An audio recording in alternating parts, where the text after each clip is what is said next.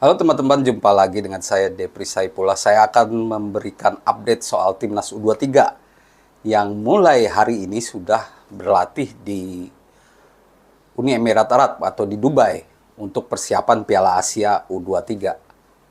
Ada sekitar 22 pemain yang sudah ikut berlatih, sedangkan 6 pemain masih dalam perjalanan atau menuju ke Dubai.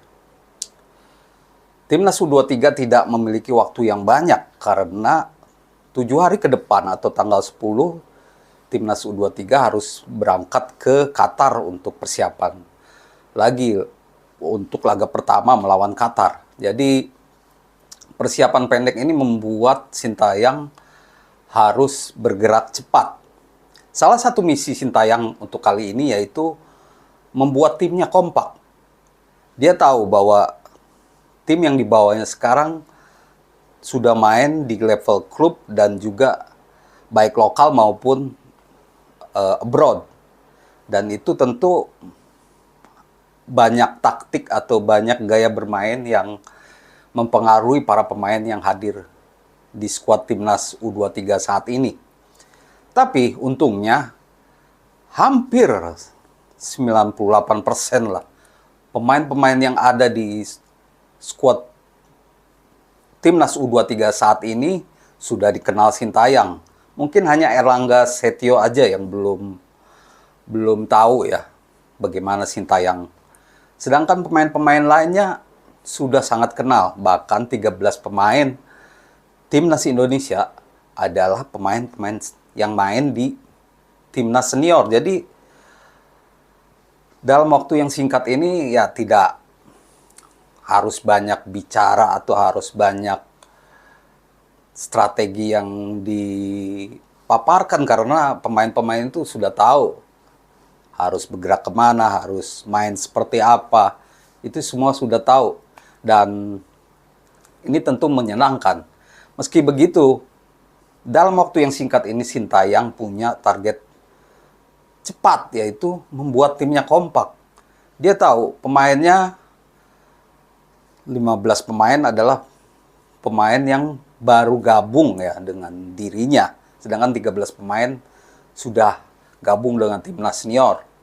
Jadi dia tahu bahwa persiapan pemain berbeda-beda. Maka itu dalam waktu yang singkat, dia ingin membuat timnya kompak.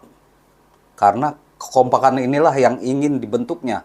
Dia ingin 11 pemain yang dipilihnya main sebagai satu tim. Dalam waktu singkat itu, itulah yang ingin dicapainya. Karena dia ingin pemainnya langsung kompak saat menghadapi laga pertama melawan Qatar nanti pada 15 April 2024.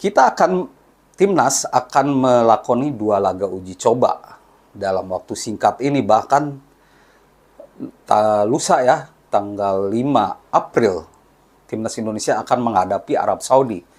Di saat ini, kabarnya pada tanggal 4 April besok, 3 pemain akan hadir, yaitu Ivar Jenner, Rafael Struijk, dan Pratama Arhan. Jadi ini bagus untuk persiapan menghadapi Arab Saudi nanti.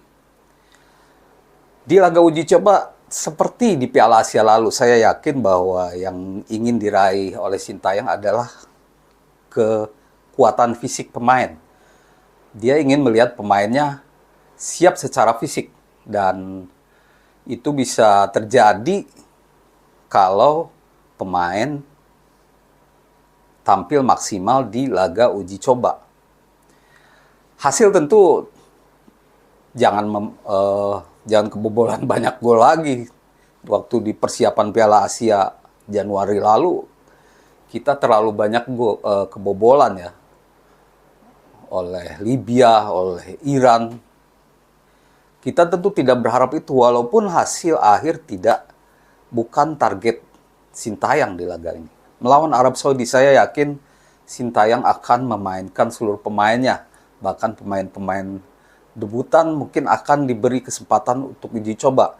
Saya penasaran di laga nanti, saya ingin melihat bagaimana penampilan pemain-pemain potensial yang mungkin kesempatannya untuk jadi starter kecil seperti Iksan Nur, dan juga Rifki Dwi Septian, lalu Raihan Hanan. Raihan Hanan cukup eksis juga dengan Sintayong. Khusus dua pemain ini, Rifki Dwi Septian dan Iksan Nur apalagi. Kalau Rifki pernah juga dengan Sintayong di Piala AFF U23. Iksan Nur ini pantas ditunggu karena dia bisa menjadi alternatif untuk winger kanan kita. Dia sudah mencetak 2 gol dan penampilannya juga cukup apik dengan Borneo FC ya. Rifki Dwi juga, dia gelandang serang atau juga bisa bermain sebagai gelandang bertahan. Ini jadi alternatif juga buat Sintayong sebagai pengganti Marcelino. Rifki Dwi ini di Persita bahkan jadi starter ya, 21 main dan sudah mencetak 3 gol. Ini menarik bagaimana penampilan para pemain-pemain potensial nanti lawan Arab Saudi. Walaupun hasil akhir bukan target, tapi kita tetap mengharapkan hasil yang bagus. Lalu ada laga kedua melawan Uni Emirat Arab. Ya, Uni Emirat Arab di Dubai. Negara tuan rumah, bukan tuan rumah, tempat TC digelar ya. Memang sempat dikabarkan lawannya Uzbekistan, tapi kita tunggu saja pada 8 April nanti melawan Uzbekistan atau Uni Emirat Arab di laga kedua ini. Inilah momennya bagi para starter Timnas U23 untuk berbicara. Disinilah mungkin Sintayong akan menerapkan strategi terakhir. Walaupun bukan final ya, tapi dia mungkin akan menurunkan skuad terbaiknya. Meski mungkin masih belum pasti juga Nathan Chuaon dan Justin Hubner mungkin baru tiba saat uji coba ini ya. Mungkin apakah langsung dimainkan atau tidak, kita tunggu saja. Tapi ini adalah ajang untuk mencoba pemain-pemain starter. Di video sebelumnya saya sudah menyebut bahwa formasi 3-4-3, 4-4-2 bisa dicoba. Atau 4-5-1. Semuanya ada. Pemainnya untuk mengakomodasi formasi itu ada. Dan pelapisnya ada. Seperti yang diharapkan oleh Sintayong. Dari uji coba ini, pemain udah kompak langsung melawan Qatar. Yang tentunya bukan lawan mudah karena mereka tuan rumah. 3-4-3, kita memiliki pemainnya. Justin Hubner, Rizky Ridho, dan Nathan Chuaon atau Komang Teguh bisa jadi starter. Di tengah ada Bagas Kava, Marcelino, Ivergener, Pratama Arhan. Atau ada Haikal Al-Hafiz juga. Ada di kanan ada Rio Fahmi. Di depan kita bisa memanfaatkan pengalaman Witan Sulaiman. Dia bisa di kiri, bisa di kanan. Tentunya ujung tombaknya ada Rafael Struijk yang akan tentu dibantu juga oleh Ramadan Sananta. Ada juga Hoki Caraka.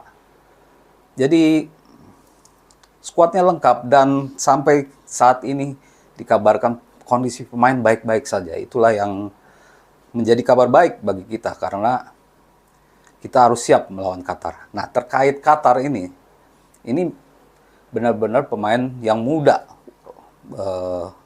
Tim yang dipimpin oleh Ilaido Vale ini sepertinya memang dipersiapkan untuk generasi penerus. Jadi benar-benar muda, rata-rata usianya 20,7 tahun. Dan meskipun tuan rumah, Qatar U23 ini di 7 laga terakhir kurang meyakinkan. Mereka hanya 2 imbang dan 5 kali kalah di event Asia Games dan Doha Cup. Terakhir mereka kalah dari Australia 1-2 di laga uji coba. Qatar, tetaplah Qatar, tuan rumah. Qatar adalah juara Piala Asia. Tapi Qatar U23 ini berbeda. Di video jauh sebelumnya saya menyebutkan bahwa inilah keuntungan timnas Indonesia. Walaupun mereka tuan rumah, Tapi timnas U23 adalah senior rasa junior. Pemain-pemain yang ada sekarang adalah pemain senior. Inilah ya keuntungan Sintayong memangkas satu generasi. Jadi pemain-pemain yang ada sekarang adalah pemain berpengalaman. Kita bisa memanfaatkan pengalaman itu untuk setidaknya kalau bisa menang ya. Atau imbang juga sudah bagus. Tapi saya pikir menang harus bisa dilakukan karena saya melihat bahwa Qatar yang U23 ini benar-benar muda dan persiapannya belum maksimal ya, dan kurang meyakinkan dilihat dari hasil terakhir. Berbeda dengan tim senior. Dan diharapkan kita bisa memaksimalkan pengalaman yang ada. Senior rasa junior. Dan semoga itu terjadi di Piala Asia U23 nanti, yaitu menang lawan Qatar. Terima kasih atas perhatian teman-teman dan tentunya beri komentar. Semoga apa yang saya sampaikan bisa menjadi informasi yang baik. Terima kasih dan salam olahraga.